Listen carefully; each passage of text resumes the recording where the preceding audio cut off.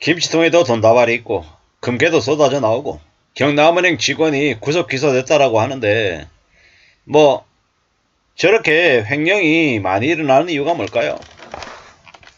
시스템이 허술해서? 아니면 월급을 적게 줘서?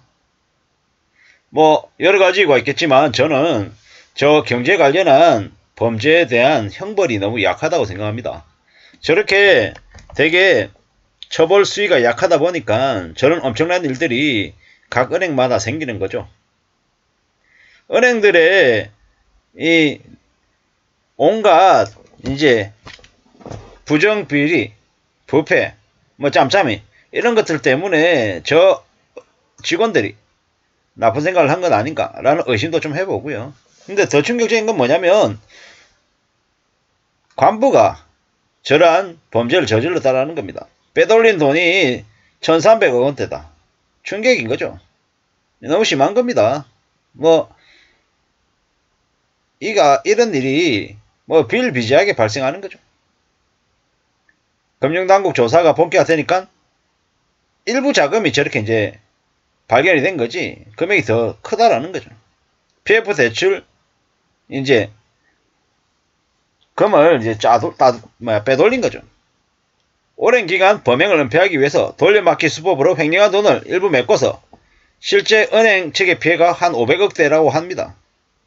뭐 이러한 일들이 비일비재하게 발생되는 건 냉정하게 얘기하면 기강이 많이 해이해졌고 뭐 이제 처벌 수위가 너무 낮기 때문인 거죠. 금융기관의 횡령을 현행 법규에 3배 이상의 중형을 내리지 않는 한 누구라도 한탕주의에 빠질 수 있다. 한탕 챙기고 몇 년 살다 나오면 된다. 이게 댓글의 내용입니다. 이게 현실이다라는 거죠. 부자만 되면 상관없다. 내가 부자가 될 수 있으면 범죄를 저질러도 괜찮고 다른 사람이 죽어도 괜찮고 무슨 일을 벌려도 아무 상관없다. 라고 얘기하는 황금만능주의가 저러한 짓을 하게 만들었다라고 생각합니다. 1300억을 7년 동안 빼돌렸는데 몰랐다라는 거죠. 정직하게 살면 바보가 되는 세상. 뭐 이런 얘기도 하죠. 1000억을 넘게 빼돌리고 언시체 숨겨놓으면 안 밝혀질 거라고 생각한 게 더 이상하다라고 하죠. 그래 놓고 이제 몇 년 섞고 나오면 평생 호의호식하는 거죠. 절대로 혼자서 못하는 거죠. 위에서 짜오신 간부들이 있었을 거다라는 겁니다. 대신 옥살이 해줄 총대 매기로 한 놈이 있었을 거다.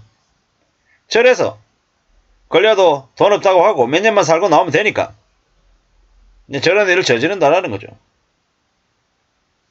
몇백억 숨겨놓고 몇 년 살면 다 내 돈 되는 이런 불합리한 회사다, 세상이다라는 거죠. 발각된 건 빙산의 일각이다. 부정부패가 만연해 있는 것 같다. 정치권 싸움 그만하고 깡패하고 도둑들 잡을 생각이나 좀 해라. 이런 얘기들이 되게 많습니다. 어쩌다가 이 모양일까요? 참 어처구니 같고 황당하고 답답할 뿐입니다. 나라가 더 개판이 되어가고 있는 것 같습니다. 좀 제발 좀 제대로 된 세상을 만들려고 애써야 되는데 그럴 생각 자체가 없는 것 같다라는 겁니다. 서글프죠. 황당하기도 하고요. 어처구니 없기도 하고 1000억대의 횡령을 모르고 있다는 게 말이 되냐라는 거죠. 말이 안 되는 겁니다. 이러고 난 다음에도 이 범죄를 저지른 이가 몇 년 살겠습니까? 또 집행유예 나오는 거 아닙니까? 고액 변호사 쓰면 300억 돌려주고 깜빵 3년 갔다 오고 200억 남는 장사다. 참 어처구니가 없죠. 징역 6개월에 집행유예 2년 이런 이제 처벌도 나올 수 있다고 얘기하고요. 조그마한 구멍가게도 재고조사하면 안 맞는데 은행이 너무 많아서 티가 안 나나 7년간 몰랐다라는 게 참 대단하다. 이런 얘기죠. 사형시켜야 된다는 얘기도 나오고요. 은행은 고객들에게 저 손해난 거 메꾸려고 할 거고 참 뭔가 싶은 거죠. 넉넉하게 1억에 1년 때려라 이렇게 얘기하네요. 참 황당하죠. 저렇게 돈이 세니까 나라 경제가 이 모양인 거죠. 그리고 서민들이 은행들한테 이자 뜯기는 거죠. 씁쓸합니다. 씁쓸해. 금융감독원은 뭐 하는 겁니까? 그냥 저희들끼리 감투 노릇하고 헤쳐먹고 싸돌아다니고 있으니까 저지랄을 하는 거죠. 이게 뭔가 싶은 거죠. 1300억이 사라질 동안 그들은 뭐 한 건가? 감형 없는 무기징역, 사형 이런 형벌을 받는다면 전애들이 저렇게 할까요? 안 할 것 같은데요. 한탕하고 몇 년 살고 나오면 되니까 저러는 겁니다. 몇 년 살다 나오고 떵떵거리고 사는 거죠. 정원이가 없습니다. 저게 뭔가 싶은 거죠.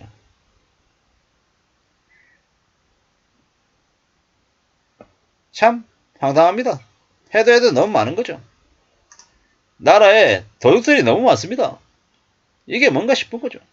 저런 쓰레기 같은 놈들이 활개치고 있는 세상이 지금의 세상입니다. 대한민국이 괜찮을 수 있겠습니까? 이제 우리는 두려워하며 살아야 됩니다. LCR 시행 그리고 뭡니까?